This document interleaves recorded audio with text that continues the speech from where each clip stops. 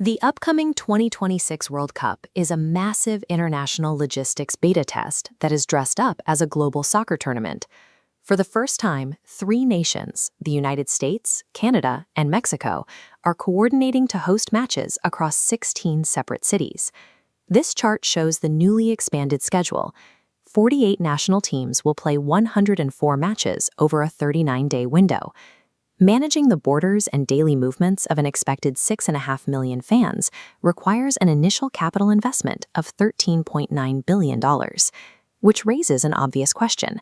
Does spending billions to coordinate a continent-wide traffic jam pay off?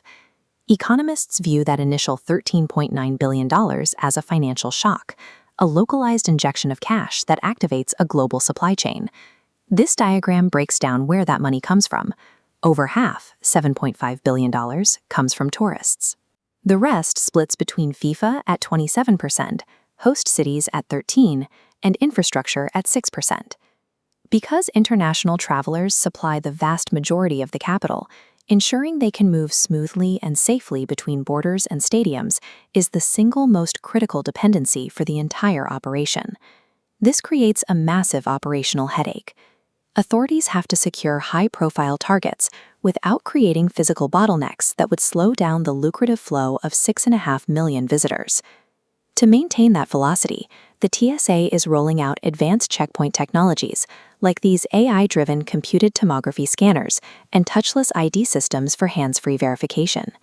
They are also deploying specialized national deployment officers to high-traffic hubs, alongside hundreds of K9 screening units to keep lines moving. Outside the airports, the Federal Air Marshal Service operates specialized ground teams utilizing counter-drone systems and radiological detection around the match venues.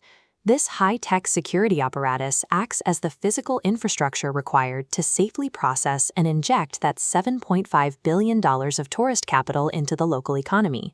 To track exactly how those new tourist dollars multiply, lead researchers use a macroeconomic model called a social accounting matrix, tracing the flow of money across 76 different countries and 45 productive sectors. This flowchart models direct impact, the immediate demand for hotels, meals, and tickets. This creates an indirect impact, triggering secondary supply chains that require global factories to increase output. Finally, induced impact happens when those workers spend their wages back into the market. These three cycles collectively function as the mechanism that converts a one-time localized tournament into a sustained global economic multiplier. This visualization reveals the final macroeconomic result. That initial $13.9 billion expenditure ultimately generates $80.1 billion in total global gross output, with $30.5 billion concentrated in the US alone. That level of sustained demand requires human labor, creating and supporting 824,000 full-time equivalent jobs worldwide. As those wages and profits circulate, they add $40.9 billion of total wealth to the global gross domestic product. Researchers also calculate the social return on investment. This metric shows that every dollar invested generates $3.64 in global social value, rising to $4.03 within the United States. Rather than raw revenue, the social return on investment quantifies extra financial benefits, measuring tangible improvements in public health, personal well-being, and social connections within host communities. By coordinating the secure movement of millions of visitors, the host nations convert 11 figures of initial expenditure into $80 billion of global gross output.